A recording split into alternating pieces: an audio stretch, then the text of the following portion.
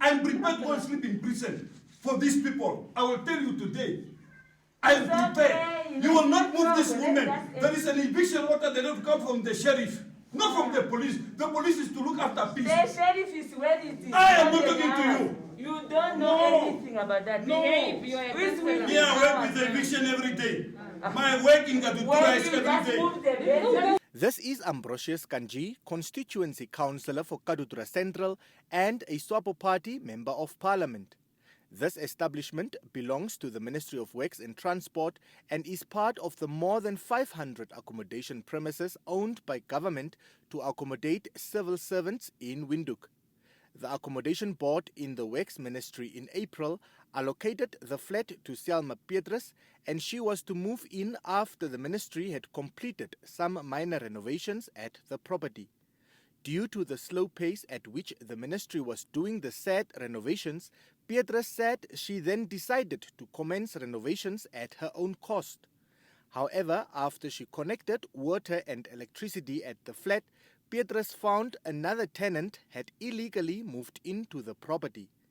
Petrus called the officials at the ministry to get clarity on the matter. We are the one who issue the allocation. If a person to enter into a government flat, you need an allocation letter like this, looking like this. And this is the allocation letter. The lady who is behind there, who has a case with the police even, she has this letter to enter into here. There was then a standoff between the officials from the ministry and the police officer and Kanji. I told you these are people from my constituency. Now. The standoff prompted the police on the ground to call Commissioner Joseph Shikongo. This is a chaos that we want to create in Namibia. It's chaos, especially yourself being a police officer. Your behavior is just not coming.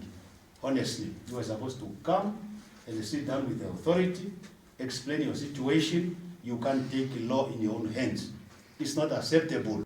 The three parties met behind closed doors and agreed that the police officer move out of the flat.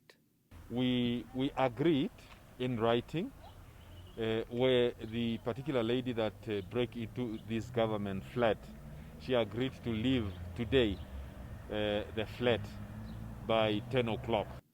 However, despite this agreement, when NBC arrived at the flat this morning, the officer still had not moved out of the flat. At lunch, the officer was removed with the assistance of her colleagues. Ngweta says that there are about 1,600 civil servants waiting for placement in government flats or houses. This number is only for Windhoek, he says.